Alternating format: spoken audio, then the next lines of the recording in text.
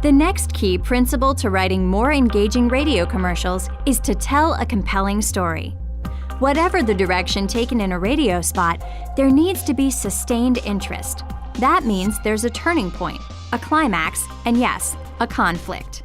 Without any conflict, the spot has nothing of interest. There's no spark. And of course, as in any good story, when there is conflict, there also has to be a solution.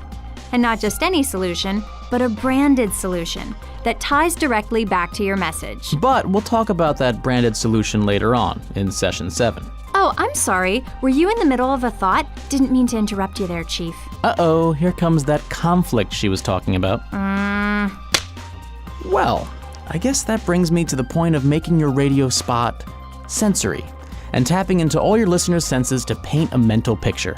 Human beings are very sensory, and how we think is rooted in our ability to hear, see, smell, taste, and feel. You must make the connection to the listener's sensory bandwidth to fully leverage how the brain is constructed. You see, radio has a distinct advantage over visual media. First, the ear is quicker than the eye, and therefore the printed word doesn't get absorbed nearly as quickly as the spoken word. Second, the visual image fades much more quickly than the auditory image, so what we hear will stay in our memory longer.